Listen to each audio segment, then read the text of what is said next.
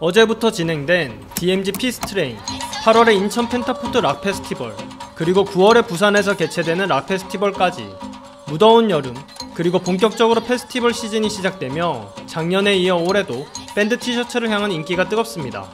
밴드 문화를 사랑하는 마니아는 물론 그들의 음악을 잘 알지 못하더라도 몇 년 전부터 패션의 한 장르로 사랑받고 있죠.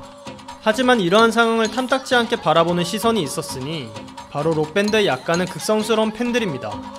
2015년 아메리카 뮤직 어워드에서 저스틴 비버가 입은 밴드 티셔츠 한 장, 이 너바나의 밴드 티셔츠는 SNS를 발칵 뒤집어 놓았습니다. 너는 그 티셔츠를 입을 자격이 없어 라는 몇몇 팬들의 강한 비판과 무슨 상관이야 라는 반대 의견이 맞섰죠. 하지만 지금껏 스케이터나 모터사이클 같이 다양한 서브컬처가 패션과 밀접한 관계를 맺었지만 밴드 문화만큼 기존 팬덤과 대중 간 대립이 이토록 팽팽한 경우는 드문데요. 도대체 무엇이 이들을 대립하게 만든 걸까요? 밴드티 한 장이 600만원, 그 이면 속 불편한 진실, 여러분은 알고 계셨나요? 밴드 티셔츠의 역사는 1950년대 후반 엘비스 프레슬리 팬클럽에서 태동했다고 할 수 있습니다. 당시에 그의 콘서트를 기념하여 발매한 굿즈 개념의 티셔츠가 바로 밴드 티셔츠의 원료였죠. 이후 1960년대 밴드 티셔츠 문화가 본격적으로 꽃피우기 시작합니다.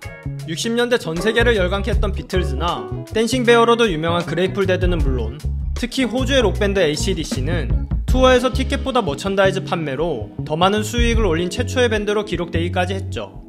이처럼 밴드가 직접 디자인한 로고나 개성있는 그래픽 티셔츠는 팬들에게 단순한 기념품을 넘어 아티스트를 향한 지지와 소속감을, 그리고 밴드와의 유대감을 상징하는 아이템이 되었습니다. 소셜미디어가 없던 시절 밴드 티셔츠는 자신과 같은 음악적 취향을 공유하는 일종의 커뮤니티였던 셈이었죠. 시간이 흘러 2000년대 대중이 즐겼던 주류 음악의 흐름이 록에서 힙합으로 교체될 무렵 자연스럽게 밴드 티셔츠의 수요 또한 줄어들었는데요. 하지만 아이러니하게도 현재 밴드 티셔츠의 하이프를 다시 불러온 인물은 다름 아닌 힙합 씬의 아이콘 카니에 웨스트였습니다.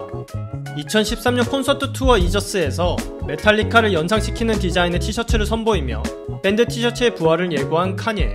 찢어진 데님과 90년대 그런지 스타일을 연상시킨 당시 카니에의 모습은 음악 씬은 물론 패션 씬에도 막강한 영향력을 끼쳤죠.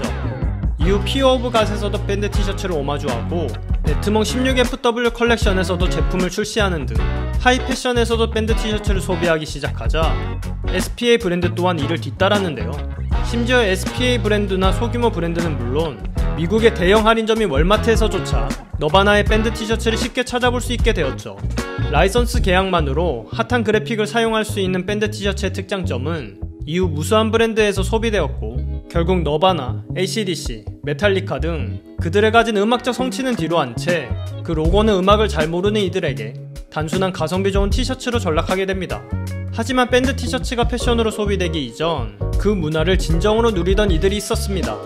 그들에게 밴드티는 그저 패션이 아닌 자신의 음악적 신념과 정체성을 드러내는 중요한 수단이었는데요.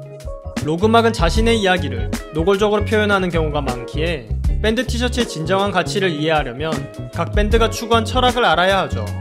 예를 들어 1960, 70년대 사이키델릭 록을 대표하는 그레이트풀 데드는 당시 히피 문화와 밀접했습니다.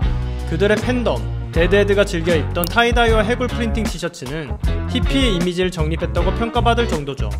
그뿐만 아니라 펑크록의 상징 섹스피스톨즈는 엘리자베스 2세 여왕에 대한 반역처럼 노골적인 그래픽으로 실업자와 경제 파탄에 허덕이는 영국 사회를 풍자했습니다.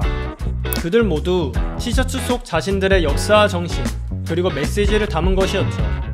이처럼 밴드티가 가진 가치를 생각해보면 그 밴드에 대해 잘 모르면 입지 마라고 주장하는 그들의 심정도 어느정도 이해됩니다.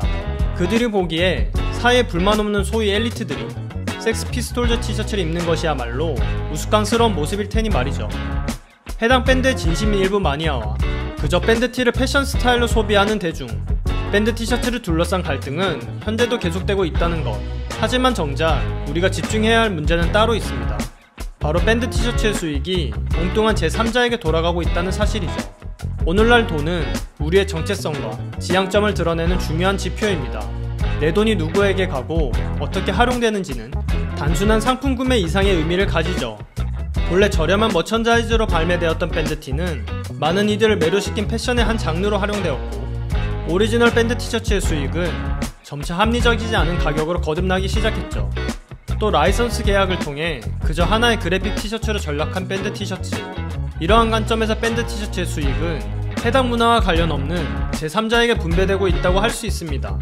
정작 일부 마니아들이 대중에게 던졌던 그 밴드에 대해 얼마나 알고 계세요? 라는 질문은 사실 소비자가 아닌 해당 문화를 활용해 수익만을 추구했던 제3자에게 향해야 했던 건 아닐까요?